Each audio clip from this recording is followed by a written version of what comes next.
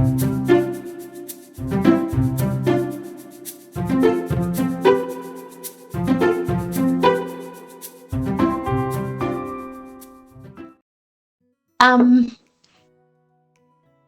Thank you for accepting our invitation. Thanks Um, for inviting me in. I would like to start by allowing you to introduce yourself. Yeah, cool. My name's Ben. I'm the chairperson and director of Blind Sports Western Australia. Blind Sports Western Australia is a not-for-profit organisation that helps blind and vision impaired people connect with sport and recreation. And I've been, I guess, with Blind Sports WA about 5 years now.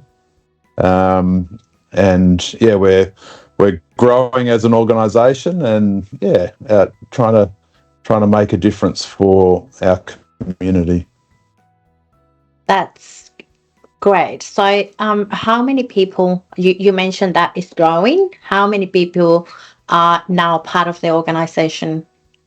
Well, in terms of staff, we have so four four in Perth and one in Bunbury, and we're all on sort of part-time um, sort of time frames, and we have a few casuals because we run a few programs that we need extra people to join in. So our core group's about five, but we have about 10 that we kind of access throughout Okay. the program. But yeah, we're slowly growing, and we like to employ people who are blind or vision impaired as best we can to try and give those opportunities to our community, because we know 80% of our community aren't working. So yeah, 20% have a job and 80% don't. So we want to try and be a part of that solution to get people working and building a life. Yeah, it's really good. We support a couple of people that are visually impaired, and we are working with. I'm working with someone who really wants to get a job, and it has been challenging. It With is hard, studies, yeah. but she's doing everything she can to get there, and so far it's been an amazing experience for her. And with the help of the support workers, she can study so she can get the skills to work. Yeah, Yeah, that's it. And sometimes it takes a bit to really hone in on those skills and get confident about what you do and what you can offer a company or a business. Because the first step is, generally someone's a bit fearful about blindness or vision impairment, and how can they do this? How can they do that? But yeah, if people get confident in what they do and what they can, what barriers they can overcome, especially with like computers and all that sort of stuff. Yeah, they can be an asset to a company despite their vision. Yeah, despite their vision loss. So yeah, we're big on advocating for that. That's one of our key things that we'd like to see more of. that's great. So, Tommy, what's the core of Blind Sports WA? Yeah, yeah. So our mission is really around having people connect to sport and recreation to remain healthy, and look after mental health, keep active and keep connected to community, because we know sport offers so much more than just that activity, like the social aspect of sport, the leadership qualities, and I guess self-advocacy that grows amongst that, the ability to kind of put your disability aside and just sort of go out there and partake in the sport is a big thing for people, because they're amongst their peers. They don't have to worry about their vision loss or vision impairment. They can just go out and play and just let their skills grow and and and I know the real person can come out and those sorts of things. So that's our kind of mission. So our mission kind of is there's a sport for everybody. Like, so we've got so many different sports out there that people can connect with, and not every sport is perfect for an individual, but we really try and help connect and find that sport that meets that person's needs and where they're at, and it gets them enjoying it, getting them out there and having fun. So they're not isolated at home. They've got a thing that they can connect to each week and get regular at doing. So they're the main thing. And so our sports, I can just go over a couple of the sports that we do. So we have a variety of independent groups and clubs, but we also have programs that we are affiliated and support ourselves. So we have the likes of, Tandem Cycling is an organisation that we help connect people to. We have blind sailing, we have lawn bowls, we have blind cricket, we have blind soccer, blind AFL. We have a sport called goalball, which is a Paralympic sport. Mm-hmm. We have blind and low vision tennis.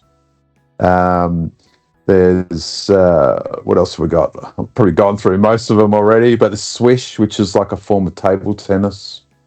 And we're looking to bring in some more opportunities like archery and different things like that vision impaired, blind people can play. So the other one is golf. Golf is very popular as well.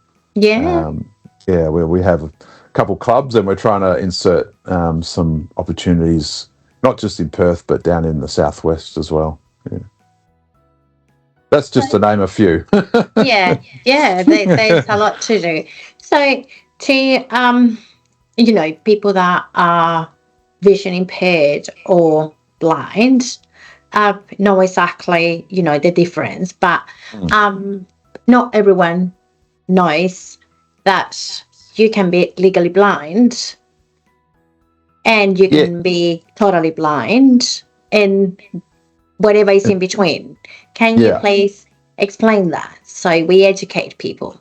Yeah, so blindness is a spectrum, or vision impairment's a spectrum. So when you're looking at there's like a criteria of legally blindness, which is not really a good way of saying or identifying that spectrum. So when someone says they're legally blind, they're actually just legally able to access services through, say, Centrelink, like the pension, NDIS, and things like that. So it's kind of like a threshold, and that threshold is that people might have 10 degrees remaining or less peripheral vision, which is like you're seeing out the sides of your eyes. So you have like a tunnel vision effect where you can see quite clearly in front of you, but your side vision is quite deteriorated or impacted. And the early signs of like peripheral vision loss is like night blindness. So people who have trouble seeing at night or in dim light usually have something wrong with their peripheral vision, which is really the rod cells that make up the retina in the back of the eye. So the rods are like your light detecting photoreceptor cells. So that's like sort of one sort of area of vision loss. And the other one is like the acuity. So how we can read, like reading the chart and that sort of thing. So they determine that. So if you have something worse than 6/60, which is like what I or someone would see at 6 meters, someone who's got good vision could see it 60 meters away. So they've got to be up pretty close to see that sort of stuff. So that's kind of like the threshold of getting into vision impairment of legal services kind of thing. So you get the supports basically. But what that means is that people have still got some quite functional vision where, they've got a lot of central vision. They may be able to still, watch TV, follow the computer, do everything as per normal, but their side visions are out of focus. And the other people who have got like, poor central vision, they still have a good sense of what's around, and still can pick up quite enough to be still independent, and that's the spectrum. But when we start getting into the lower grades of those, when we start to have the real severe, still severe from that threshold, but it's getting towards that blindness where you have only light perception, or you can only see shadows, or things like that, or just pure. Some people don't have anything, and it's hard to determine what they are actually seeing. It might be just pure darkness, or they might have flickers of light, or things like this. So that's kind of like from one end to the other. Yeah. So it impacts people in different ways. So, like, for instance, in sport, like obviously ball sports where you're playing with a ball, like tracking a ball gets harder as your vision is worse. So we rely a lot more on the sound of the ball. So we put bells in the ball and modify things like that. Same with like the courts and things like that. So the lighting of a court or a venue and things like that are impacting on a person's ability to participate, even though they might get around as per normal. Like you might see someone who's vision impaired and they're getting around outside, and they get into work, and then they come inside and they find it hard because the lighting is different or too glary, or all these sorts of things, and they can't partake in that activity as well as they want to. All right. Yeah, so there's variance in vision loss and the impacts of it.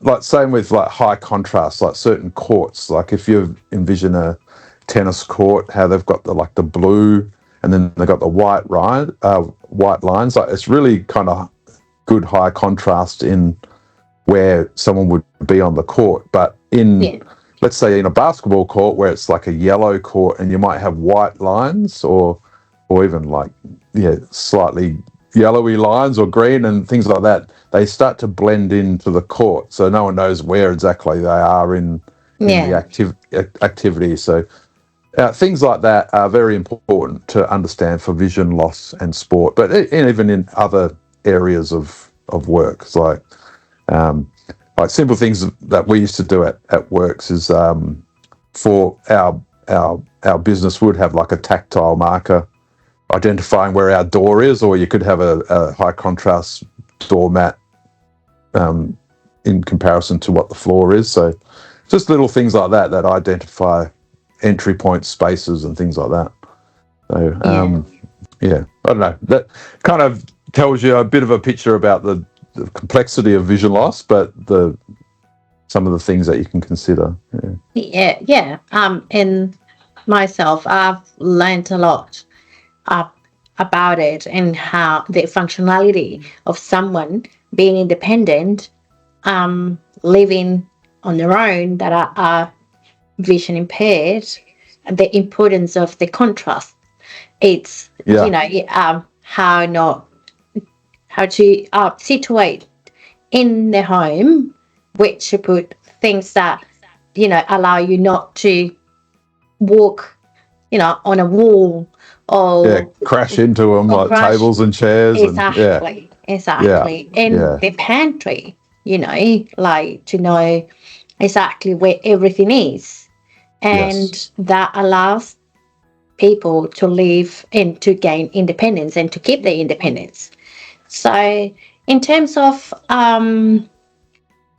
the sport that are in the Paralympics, what other sport do we have? Anyone in WA that have been part of a Olympic team or Paralympic team?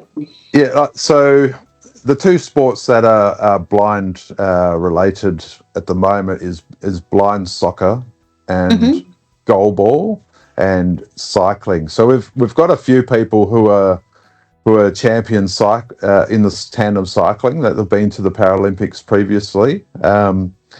And we've got a few people who are in the Australian team or Australian squad for goalball and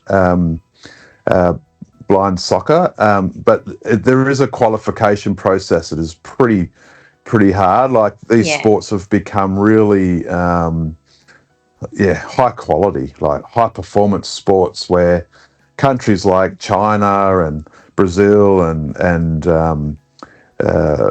Lithuania and the US, they've got really advanced training programs and systems where these athletes are getting a lot of support to be Paralympians and win medals. And being in Australia, we're like quite isolated, so it's hard to get our guys in amongst those countries. Like we're getting better at it, and we're getting I guess up to speed with the performance. Like our Australian women's team have been right up there in terms of qualifications. Like they've been to previous Paralympics, not the most recent one, but prior to that, the women's have.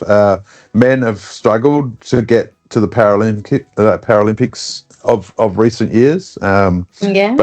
But we're hosting in 2032, so that means that we have a default attendance at the Paralympics. So Australia will be representing then, most definitely, and a lot of work is going in to all these sports so that Australia do well at the Olympic Games in 2032. That's our main goal. So if we can get to a few before then, that's great. But we want to showcase Australia and win some medals. Yeah, so it is a big driver for a lot of our athletes, like to get to the Paralympics. But some of our sports don't have that. They have other things like world championships and international meets and things like that. So like blind sailing, a couple of our guys and ladies went to France, I think it was, or was it Italy? I can't remember. And they were in a sailing meet there most recently. Our cricketers just had the Ashes, which we won here in Australia, over in Queensland. So we got 2 players that were in that squad to bring home the Ashes in the cricket, which is fantastic. That's amazing, yeah. Yeah. And we've got a few of our groups been going over to Japan of late, like goalball, which they won the gold medal in that meet. It wasn't a full international where lots of countries were there, but it was a good tournament that happens every year for our Australian men's to go over and women's. And blind soccer over there training with the Japanese team at the moment, or if not of last week. So there's a lot of stuff going on. Tennis have travelled as well. They've just come back from Italy, from memory, for a tennis tournament over there, which is quite big and happens every year. We just got back from Adelaide, from the Adelaide Open, which was the last tournament for us, the Australian circuit for the tennis. But each year each state hosts a tournament. So there's a lot of pathways in the sport. If you are aspiring to be competitive and getting out there and playing competition sport, but it's not all about that. We do want people to play socially and just get out there and have fun. So it's really understanding what a person wants and what they're getting out of their sport. But yeah, lots of opportunities in the sports realm. All right. So before we continue, I don't know if you're moving back or your camera is sliding down because it's probably my chair. It's probably my chair. Probably getting nice and there we go. I'll probably get nice and lazy. Yeah. I have to dig out a coffee as well. Yeah. So in terms of what you do here in WA, where can people find you? So our office is based at Lottery's house in City West. Okay. So we operate that's our main office, but where we run programs, so we're sponsored by Telethon to run after school programs for kids. So what we've found that kids at school don't often get the opportunity to play sport that is adapted or modified to their needs. So Yeah. they miss out a lot of that physical literacy skills, where when they leave school, they come to our sports and they don't have the skills that propel them to advance in these sports. So they're starting behind the ball a lot of the time. Yeah.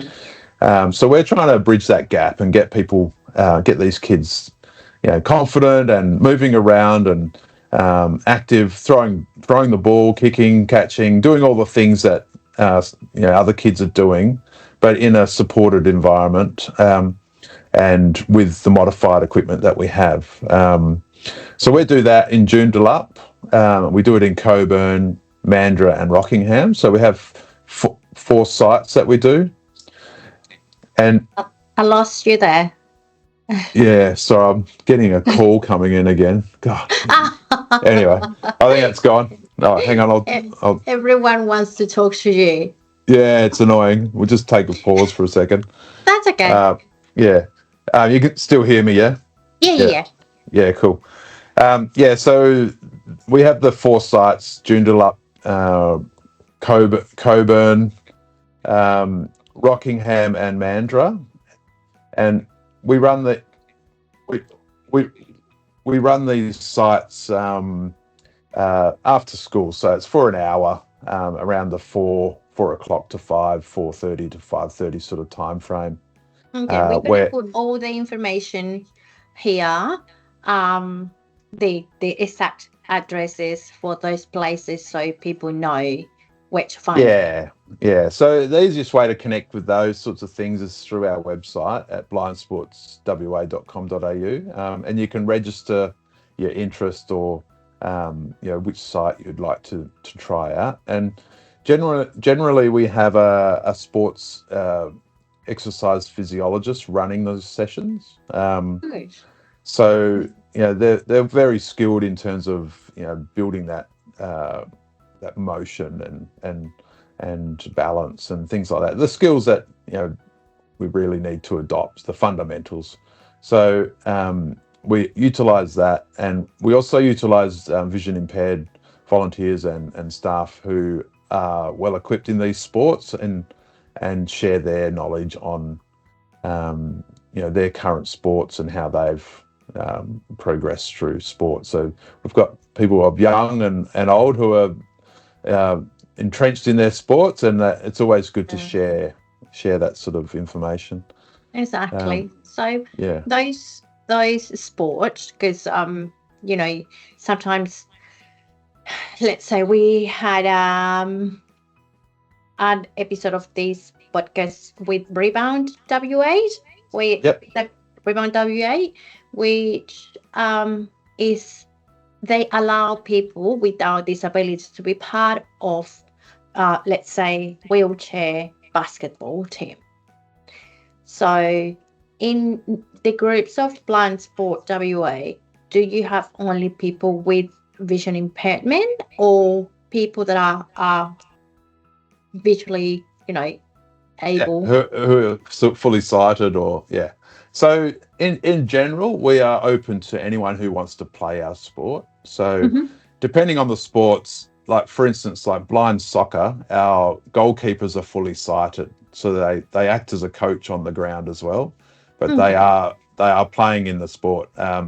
But people can put on the eye shades or the blindfolds and things like that and partake in the game. So using the blind soccer as our example. So this year we got to play against the Perth Glory in a match a couple months back, which was really fun, and it was a really good experience for the Perth Glory players who who realise that communication is such an important part of sport.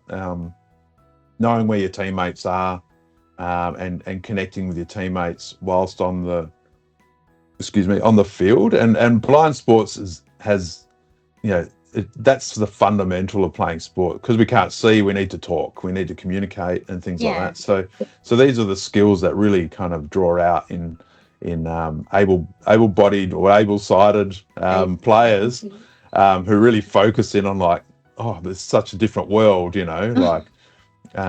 So we do that, and because we're a part of the Perth Soccer Club over in West Perth, so we have inter-club matches against like under 21s, under 18s, boys, girls, and they this year we've had several matches against them where they put on the eye shades and learn the game that we play. So next year they're so amped to take us on again because we're undefeated at the moment. So we've created really? we've created a bit of a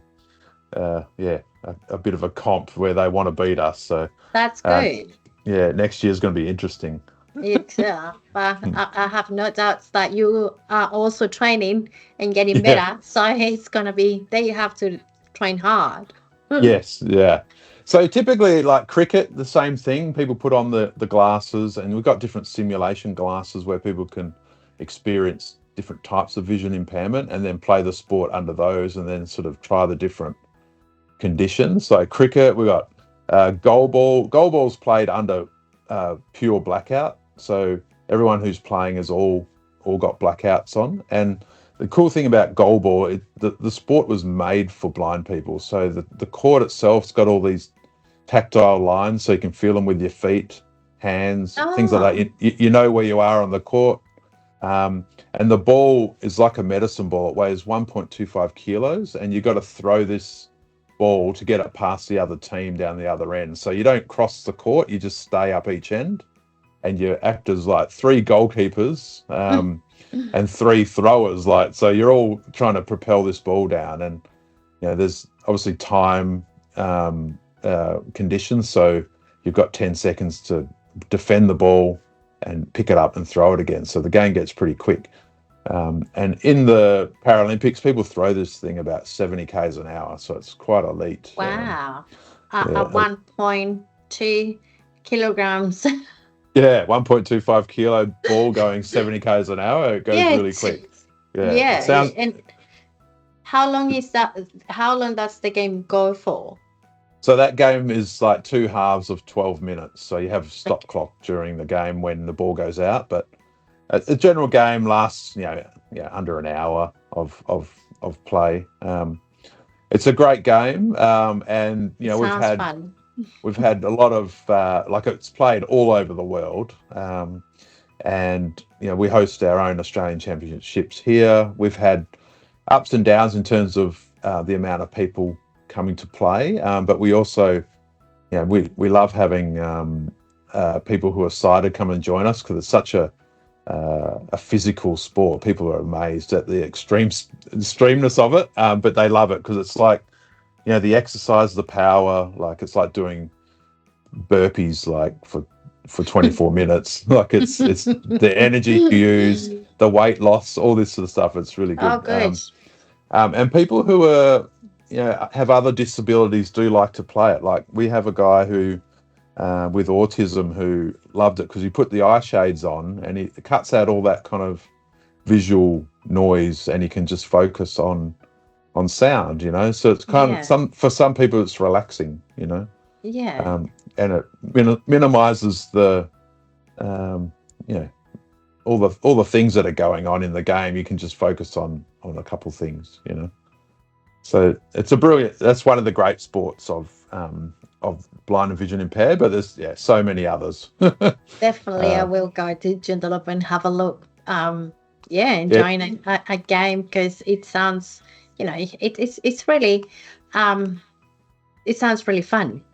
It is super fun. And when we that's played out in Vic Park, so at the Visibility building we use the hall at Handel Hall.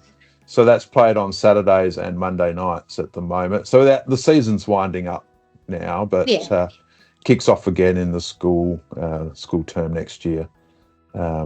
Majority of our sports are coming to a close now, and they'll pick up again next year.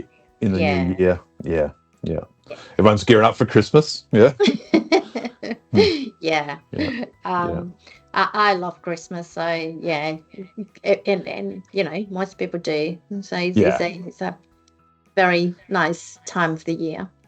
Yeah. In terms of costing, how much does it cost for people to join a team or play the games? So there's several things that we have.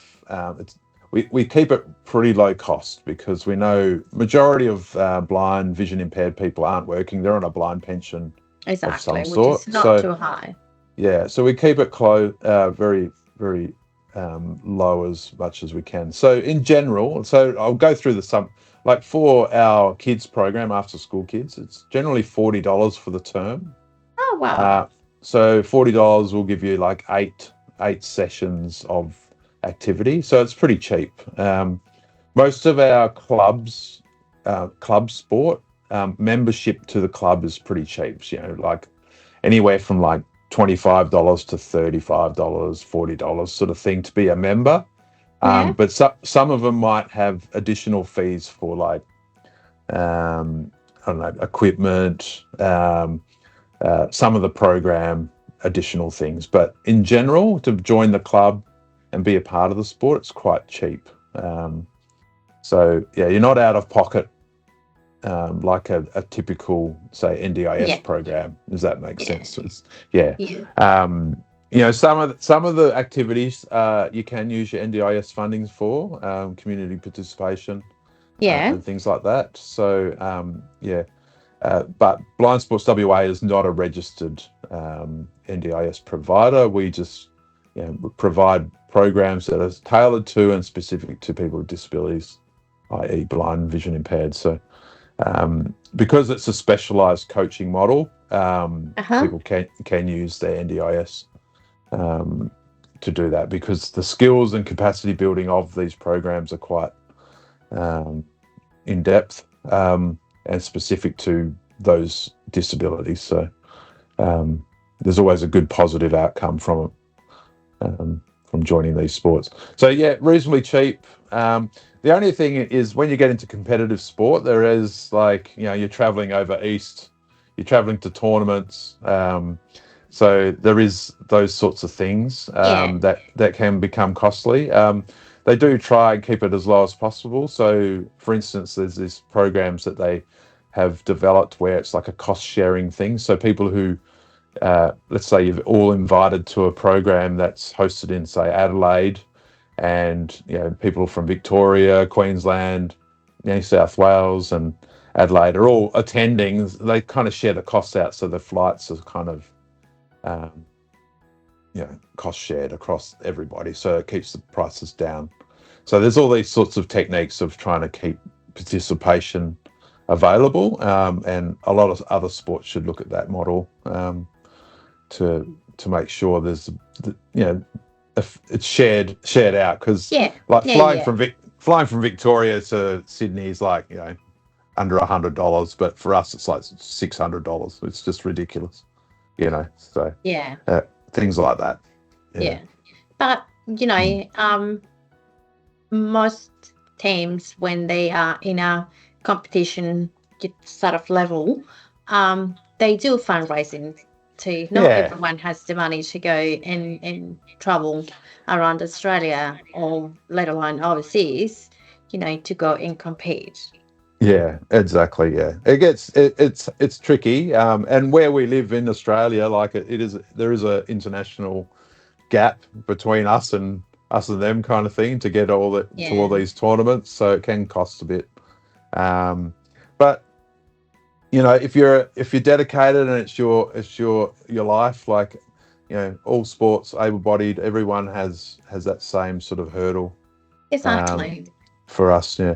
One of the cool things though for NDIS participants, with their consumables, they can buy adaptive equipment that are related to these sports, like the types of equipment that we need to place, say goalball or blind soccer or things like that. They're very, very specific to blind, vision impaired and participation, so people can use that. So it keeps some of the costs down in other areas where you can allocate those funds to participation. So yeah, that's overall good. Look, it's not perfect, and it is what it is, and we're trying to get better. Like a lot more sports are managed and run or supported by their peak bodies, like Cricket Australia, Tennis Australia, um, uh, football, Blind Football Australia, Golf Australia, all these sort of mainstream entities that are sort of quite large organisations.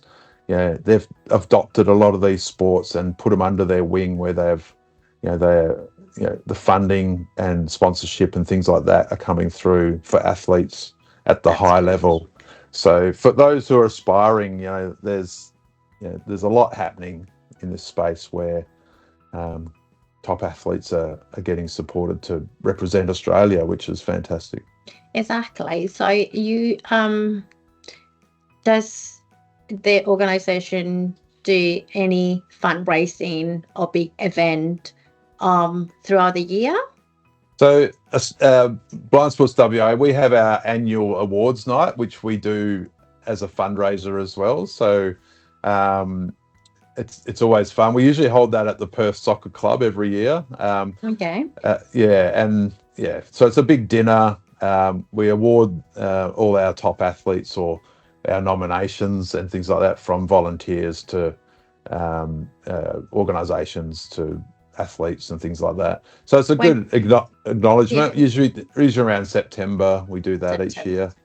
And during that we usually get some good offerings from our mainstream sports to raffle off and things like that. So this year we got a signed cricket bat from the Australian team. Wow. From the Scorchers. It was from the WA Scorchers. We had a box seat from the Perth Glory. We had signed West Coast Eagles jumpers and things like that. So, everyone is chipping in to make a difference. Yeah. So that helps us sort of run our stuff and keep our doors open. But a lot of our individual sports, they also have their own fundraisers that they do each year as well. So because a lot of our sports are separate entities as well, that we're all big one amalgamated pot where we help each other trying to get people bums on seats, if they say, you know what I mean? Get people out there playing. So exactly. It's all about creating a community and inviting people to be part of it and get more people participating in the sports. So it's a social thing and really important that to put out there that everyone can participate. That's right. Yeah. And it doesn't. You want to be inclusive. Exactly. You know. And you were talking about, well, there's a few things that I want to go back to, but first is you were talking about the difference between other countries to us here in Australia, the way that they prepare for the Paralympics and how they train. What is missing here for us? Yeah, good question. So one of the key things that we've found is that I don't want to say during the NDIS thing, but part of the drive to be inclusive has also sort of captured that everybody can sort of access these generic recreation centres and things like that. But as that has sort of been trialled, it's become more clear, hopefully, to the people out there that each sport and each disability has a distinct barrier to participate where everyone else is. So, for instance, like our blind sports can't go to our local rec centre down the road here when everyone else is playing basketball. Like the noise is just so granular, like it's so huge, like you can't hear anything to participate as a blind person. So because you're focusing heavily on sound, so that it just sort of it doesn't make sense to do that at that venue. So our biggest issue, and this is across all of Australia, is the access to facilities to partake in our sports. We don't have a hub where we can play all of these sports at one sort of location where it's easy for people to get to. So we have our sports are sort of scattered all over the metro, where someone might want to play cricket, but it's in say Applecross, but they live in Mandurah, so it's too hard, Yeah. too complicated. And someone might like golf, but it's in Lake Claremont. So it just adds so much difficulty for people to. Exactly. Yeah, so to combat that, we're doing two things. One is we're fundraising for a bus, so we can come and scoop people up from like main areas. So anyone listening and want to donate, go to our Sports Foundation page That's and good. We're help us gonna get it put all past. the information there because Yeah, it takes we always say it takes a village. it does. So, Yeah, yeah, and if anyone can help, it's definitely. Or if welcome. there's a group of us of organisations that are all wanting to get a bus, maybe we could all go in it together and get it and use it together, because it's not going to be used all the time, is it? So Yeah. maybe there's a group of us that could do that. But it's so important to help people get there and just sort of knock down that barrier of participation. So that's kind of one thing. So the difference overseas, a lot of the athletes there have a place where they can live and train and operate. We used to have that in Canberra at the AIS kind of thing, where you can kind of stay, and that's it's in the past it was good, but it costs a lot of money. So each state need to have something Yeah. where people can get together and train regularly across sports. And this might be, as you mentioned, Rebound before. They're kind of leading the conversation to try and get a disability sports hub here in Perth, where multiple disciplines of disability and sports can utilise and really build the skill base of our sports, And giving and, access, giving give access us to access. everyone, to Exactly. get Yeah. from one point to the other, to get to training, to get to participate in the community events. Exactly. How Yeah. is the government or Mr. Punch collaborating with you guys? Did you receive any help? Look, it's in early conversations. So at the moment, they're sort of drawing up potential what it would look like, kind of thing at the Okay. moment. So interstate. So Victoria's got a place called the Hangar, which is near.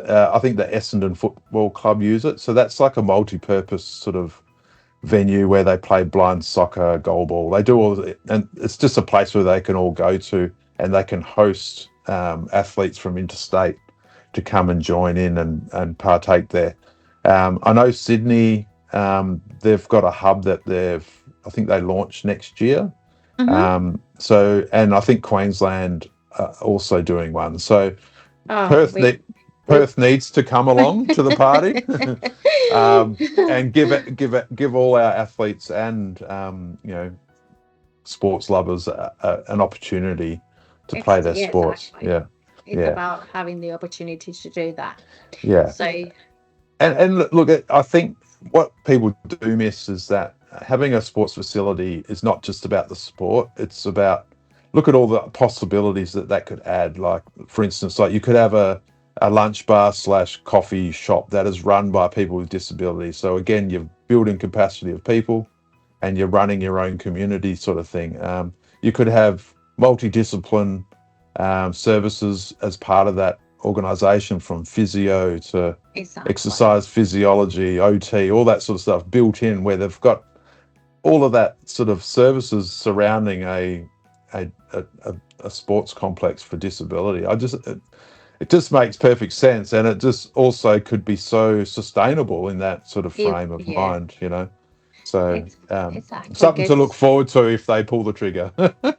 Yeah, yeah, hopefully we will be tagging everyone. So, yeah. to Cool. create a bit of awareness about, what's missing here for people that are in the blindness spectrum. Yeah. So, So back to your other question, so about what other things that are kind of difficult for us is, part of it's just our location. So we're sort of it's hard to prepare internationally because there's such a travel burden or travel cost.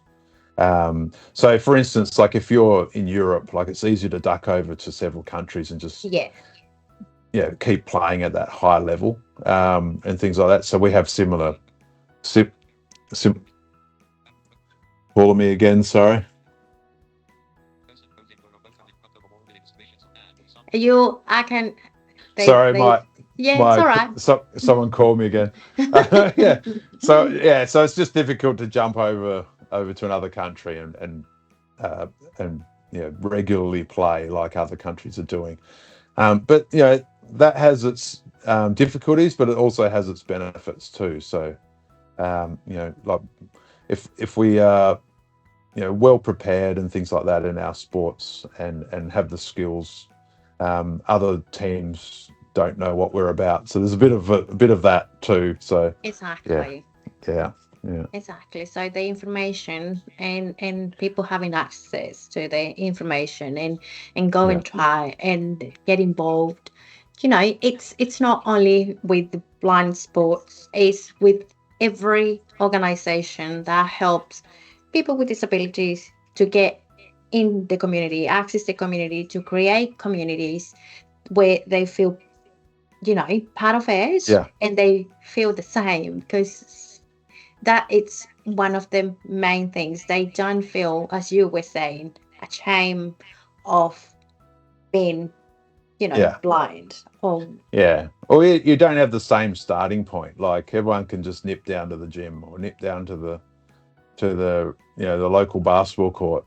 So yeah, um, people have got access when they want it, more so when they need it. So ours is sort of a bit of a there's a lot of work that goes into play just to have a weekly program. You know what I mean? So yeah, uh, exactly. yeah, And how are yeah. they, the volunteers? So, and everywhere, volunteers are a huge part of, the organization, because without them, it will be really, really hard to get everyone to do what they do.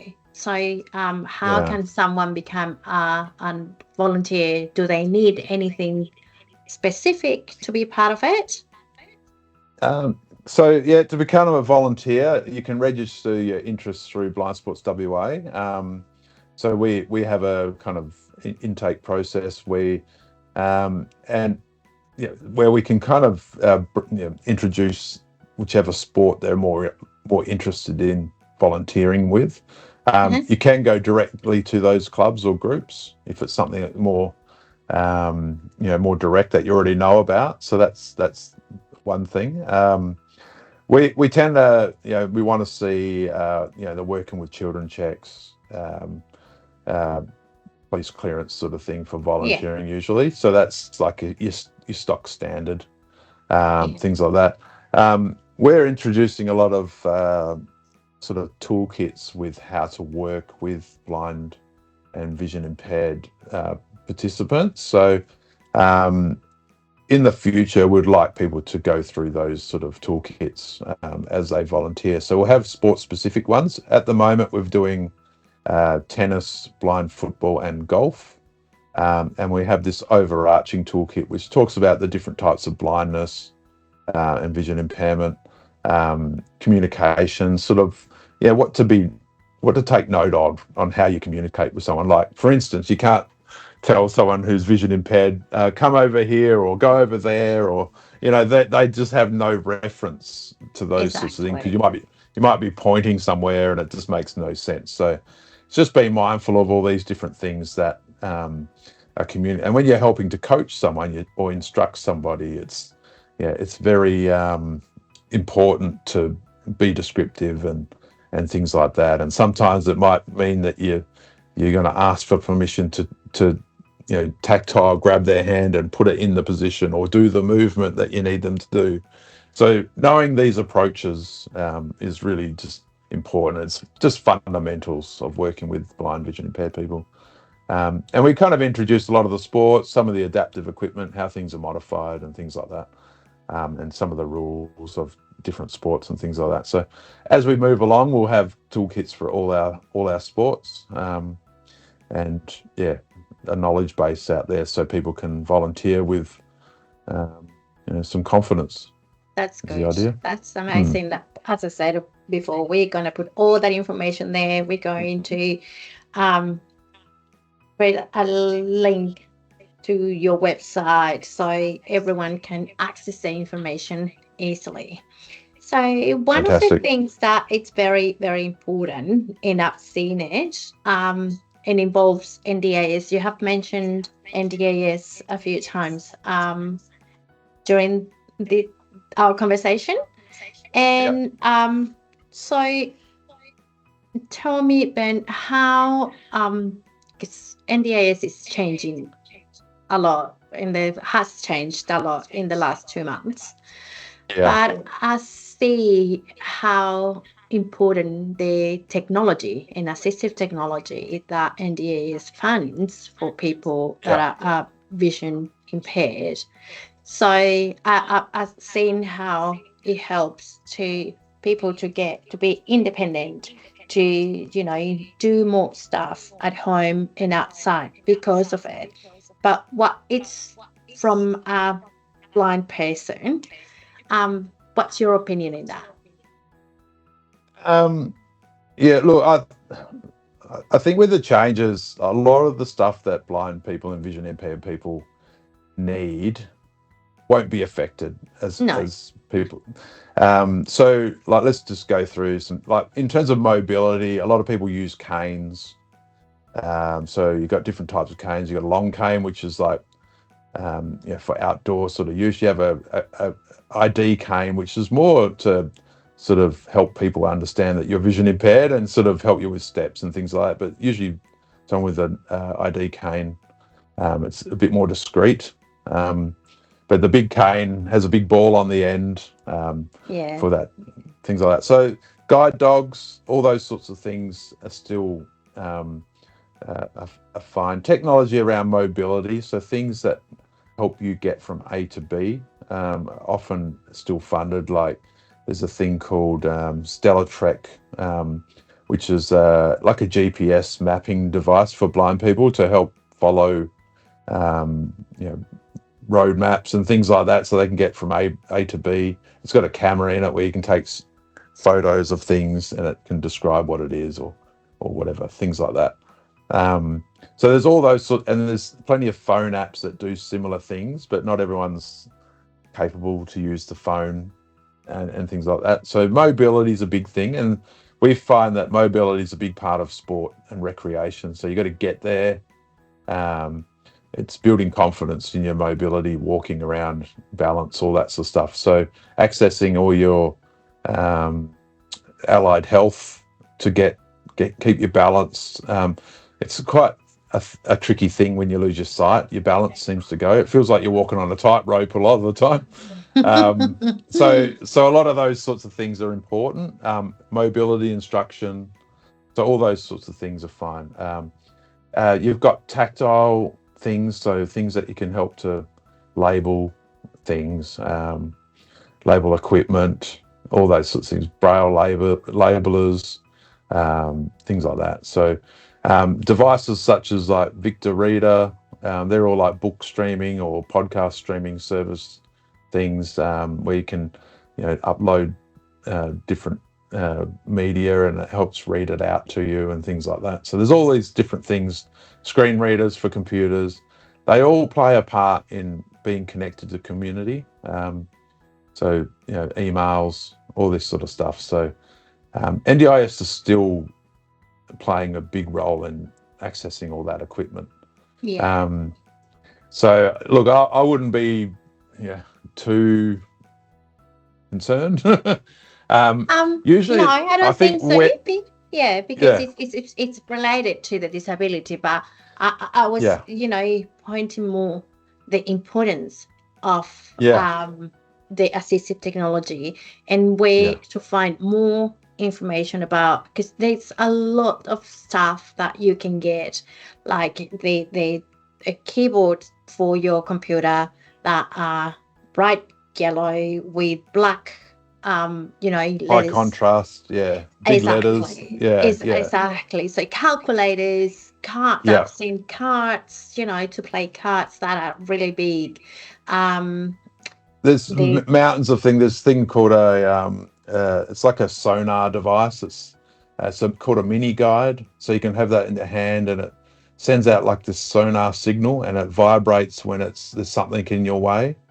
So you can use that when you're walking, and you keep that sort of in front of you, and you can set it to like 3-5 meters in front of you. So if there's someone or something in front of you, it'll vibrate. So little things like this are really handy for people getting around independently.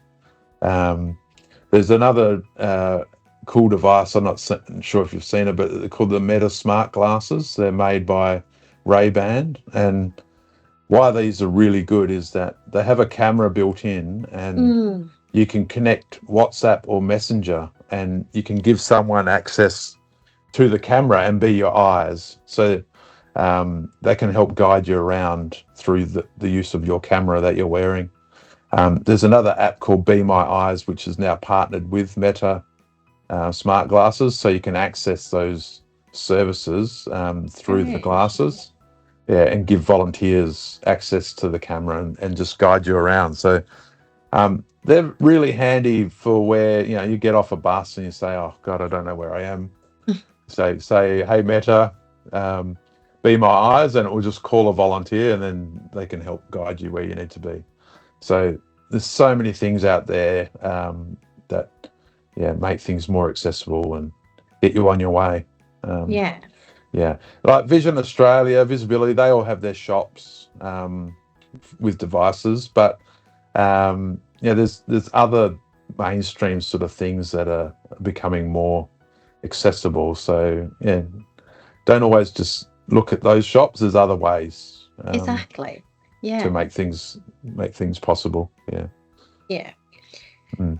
All right. So, um, it's very interesting, to learn about how to live with women. Living with a disability is one thing, but you know, um, educating people in that, it's another thing. It So is, yeah, yeah. One of the I think, one things that probably doesn't get talked enough about in the disability space is mental health. So, like, a lot of people with disability are sort of going through like a grieving process, I guess. Like, you could look at it like a grieving process of isolation and not being able to participate in the things that they want to. So there's all this sort of um, uh, additional challenges that people are having, which kind of interrupt their ability to partake in just sport and rec itself. For us anyway, we know that that's a big issue, and we know um, the funny thing is that like the thing, one of the things to help with mental health is the sport and the activity and the recreation, yeah, but the hurdle to get from A to B is such a big thing, where the adjustment and the constant adjustment to vision loss is very significant. And look, I don't know if NDIS itself are doing enough in that space for sort of sort of mental health well-being and things like that to get people from A to B. Like, so there's a lot of support, so support work where people are supported getting from A to B. But I think that kind of cognitive or that mental approach to get to living with that disability is a big thing. yeah, And across all disabilities, people are exactly. dealing with it in different ways. And I think they could do a better job at making it clear on how they can access those supports for those sorts of things. Because we know when people get onto the NDIS, it's very disability specific. So if someone comes on for the vision impairment, the support's really built around the vision impairment and not really around the mental health Yeah, of having an impairment. So There is It some work to falls do through the there. cracks. Yes, it Y- does. It does. yeah, I mean, and as you say, it's across all disabilities, and because it's hard, it's challenging to live with disabilities, whatever that is. You guys, the blind people or vision impaired people that have physical disabilities and need a wheelchair that sometimes can't access to places. This if you know yeah, people that with it. I mean, everyone, and it's not only the people living with a disability, but it's also the families. yeah, yeah, You know, exactly. Yeah, there's so support that's networks, all that yes, sort of stuff. exactly. So, And I guess when we started earlier, like that, some of the changes in the NDIS have impacted on some of those core mental health supports, where people are, I don't know, different therapeutic kind of supports where people were accessing those. Whether that, I'm not too clear on them because I haven't accessed them myself, but things like, general counselling, like going through a psychologist, you got to go through the GP and get a plan, and there's such a big cost involved, which most people don't tend to don't do. yeah, have the Yeah, have the money, but yeah, in that mental health care plan, you can find someone that builds and don't. It's hard to find, but there are people that do that, yeah. and that And it's a people. strange system at the moment because there's a lot of need, isn't there? So, but the other thing, what I wanted to add is about the building blocks of the mental health. So, a healthy person can self advocate. They can talk about their disability. They can talk about what they need, what barriers they have, and how to overcome them. Someone who's not, well, not, coping well, or their mental health is low, that self advocacy is kind of like, out the window in a way. You know what I mean? So, Exactly. Yeah. so, so it's a two-pronged thing, and I don't know if they're looking at it the right way or not, but I think that there's some work to be done in that area, and having organisations who are advocating on behalf is great, but I think there's some building blocks to be done, and so sport and recreation plays a role in that, like, Yeah. and we do that already, but I think in general mainstream it would be helpful because that'll get people more involved in their community and more active, and that sort of stuff. So, and I think the same analogy applies to people without disability. So why not Yeah, but approach it that way? exactly. But Mm. as you said, it's when you find it too hard, or you're grieving, or your mental health is low, you can sort of self advocate.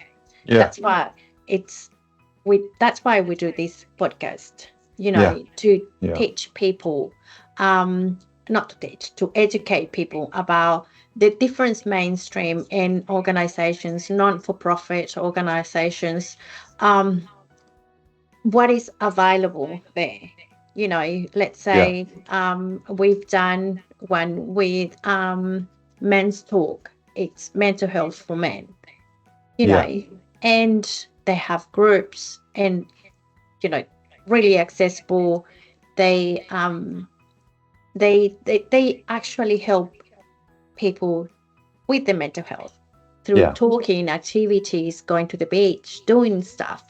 Um so there's a few, I mean, not a few, a lot of organizations out there that are not really, you know on the spot, that yeah. Or they're just got one component of the bigger picture, haven't they? So exactly. yeah, So, so but mm, if accessing them or getting them out, and people know about them, it's easier, because it's you don't only rely on NDIS, but all the people yeah, as well. yeah, And yes, we hope in NDIS consider, you know, the mental health component that affects everyone living with a disability.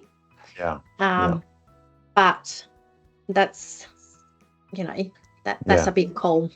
Yeah, and it's being able to articulate that as well, and kind of dissect it down to knowing where the issues lie, each individual. So everyone's circumstances are different, but Exactly.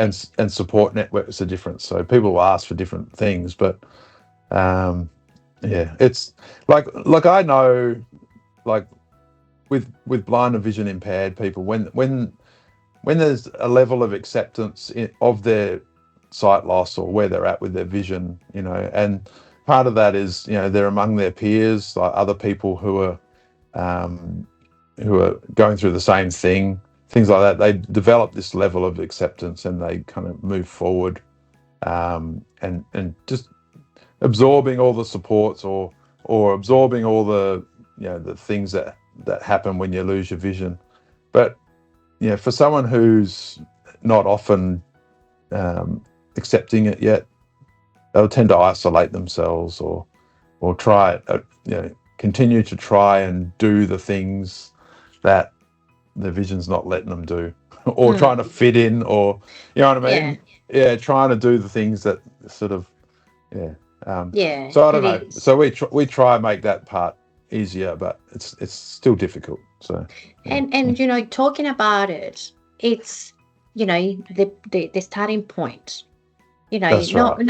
Don't try to, we don't need to um make it look like it's not there. It is there. Yeah, It affects yeah, everyone, that's right. Yeah, and we need to bring it up in a, trauma informed therapeutic approach, or as a friend or whatever, but talk about and say, look, we have it's hard.